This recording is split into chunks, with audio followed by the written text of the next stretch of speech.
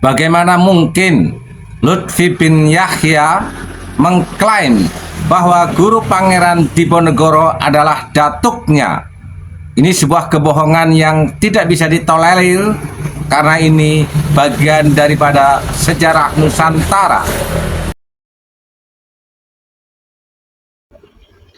Assalamualaikum warahmatullahi wabarakatuh.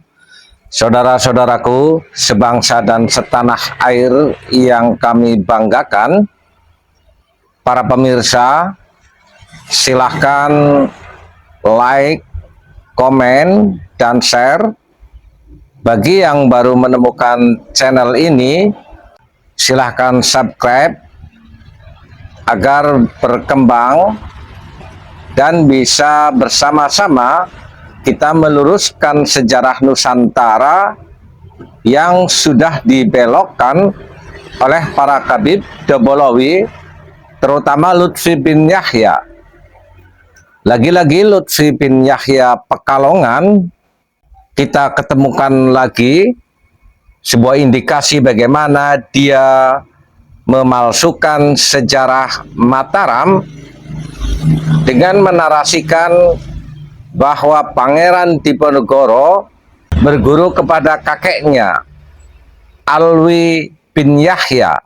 Yahya sebenarnya siapa? Kok banyak sekali anaknya? Ada Toha bin Yahya, ada Hasan bin Yahya, ada Alwi bin Yahya, ada Hashim bin Yahya.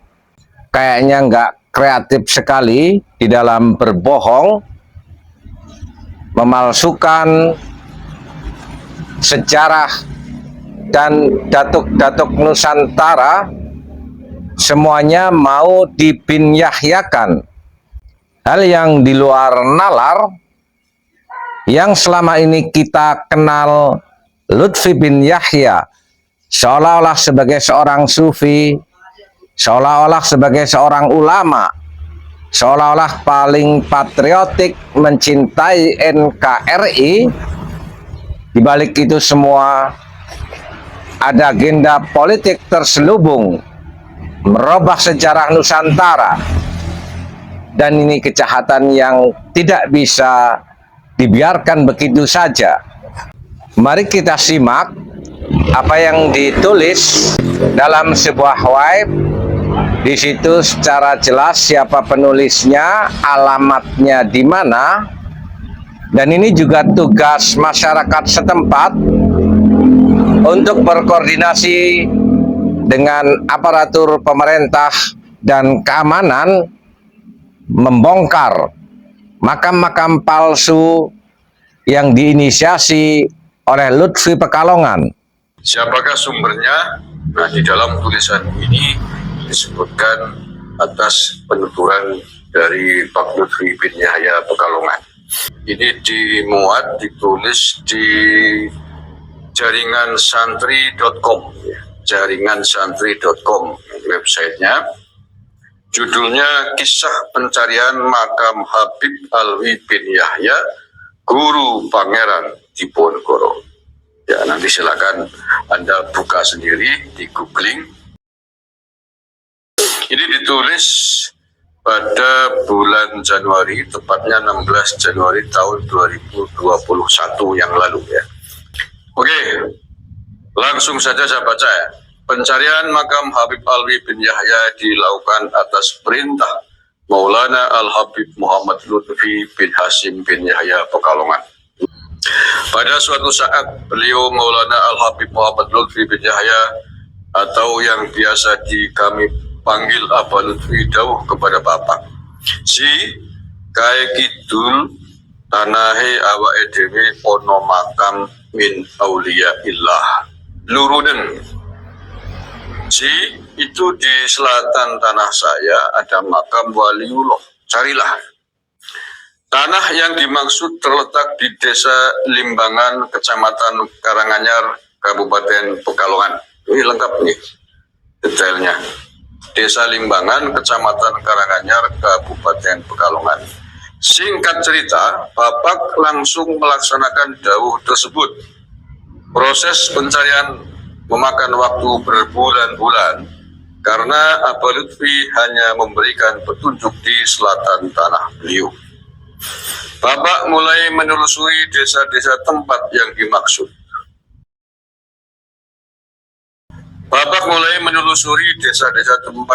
dimaksud. Mencari petunjuk kepada sesepuh-sesepuh di desa tersebut, adakah makam tua di sekitar daerah itu. Alhasil, setelah mengumpulkan informasi dari masyarakat dan sesepuh-sesepuh sekitar, merujuklah pada sebuah pemakaman kuno yang terletak di tengah-tengah perkebunan dan hutan bambu.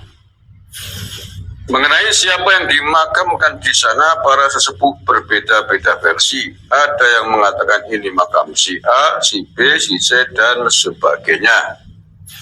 Setelah mendatangi lokasi yang dimaksud, saat itu Bapak melakukan proses pencarian sendirian. Dan benar saja, di lokasi itu terdapat pemakaman tua yang terdapat sekitar 30 makam. Di sekeliling makam terdapat seperti reruntuhan tembok yang tertimbun tanah dan terdapat lumut hijau yang mengelilingi makam. Setelah itu Bapak duduk sejenak berwasilah dan mengirim hadiah Fatihah kepada Aba Lutfi. Saat itu kejadian spiritual pun terjadi. Bapak menyaksikan daun-daun yang berserakan di sekitar makam semuanya berdiri. Pohon-pohon bambu pun seakan merunduk. Saat itu seakan merujuk pada satu makam yang berada di tengah. Beliau pun yakin bahwa itu makam yang dicari.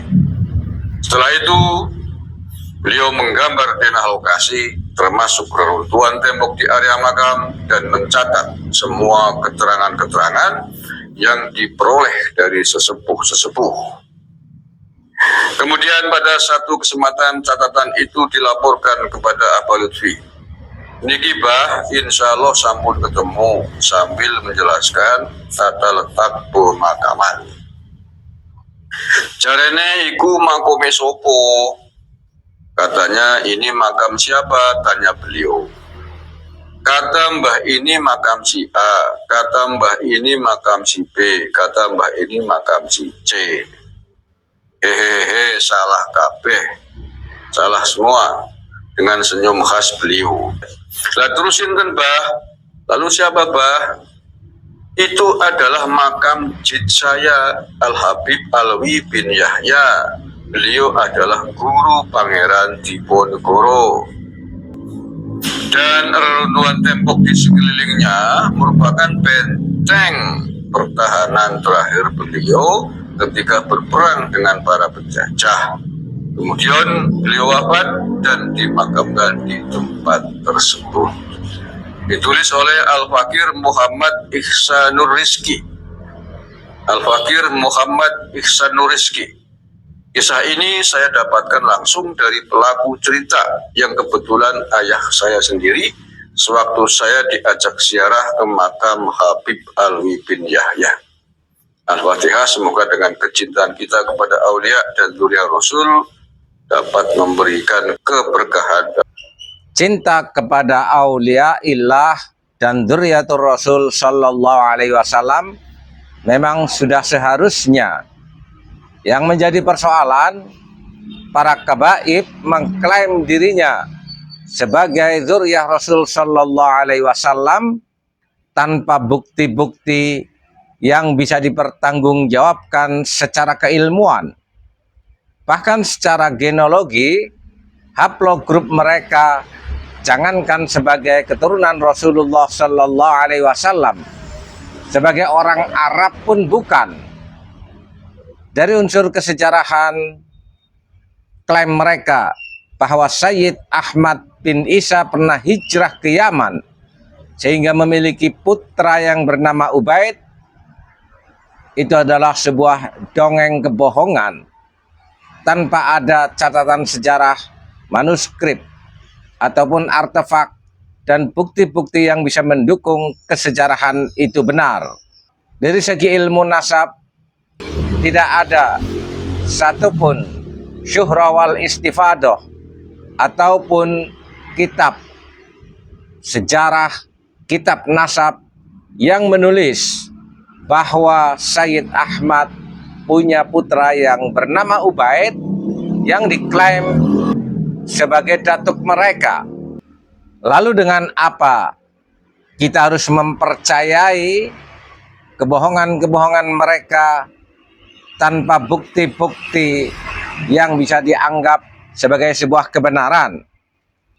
Terlebih perilaku para Khabib Dobolowi jauh api dari panggang, tidak mencerminkan sedikit pun daripada akhlak dan perilaku Rasulullah SAW, bahkan sering menyebarkan ajaran-ajaran khurafat, mengajarkan rasisme, menganggap klan Ba'alwi lebih mulia dari pribumi.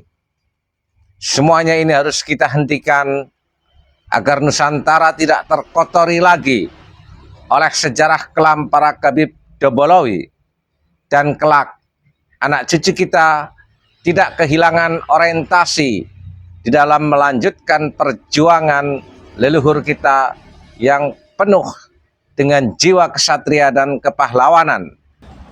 Saat sekarang ilmu pengetahuan, teknologi, dan arus informatika melaju sangat cepat dan terbuka, bisa diakses oleh semua orang, sehingga kebohongan apapun yang dilakukan oleh klan Ba'alawi akan bisa terdeteksi dengan cepat.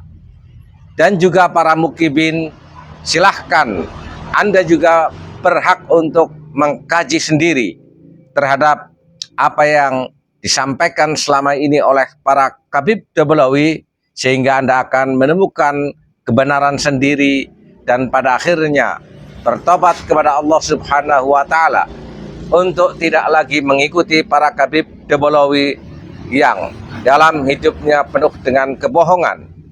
Dari fenomena para Khabib Dobolowi yang seolah-olah sok islami, seolah-olah paling memiliki hak kebenaran atas nama Islam, sebenarnya sudah pernah diperingatkan oleh Hadratus Syekh Haji Hasyim Asy'ari yang berbunyi, hunaka khatarun a'zam wa huwa isti'malu ba'din nasi lafzal islami matiyatan yarkabunaha lil wusuli ila aghradihim sawa'un kanat siyasiyatan aw manfaatan syakhsiyatan bismi siyasati.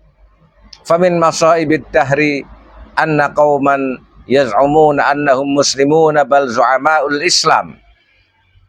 Menjadi sangat berbahaya ketika penampilan yang sok islami dari para Khabib Dobolowi ini dianggapnya merepresentasikan daripada ajaran dan tokoh Islam. Ini sebuah kesesatan yang akan menyesatkan umat.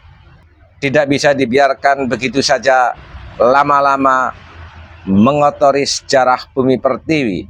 Bersiaplah. Walafu minkum. Wassalamualaikum warahmatullahi wabarakatuh.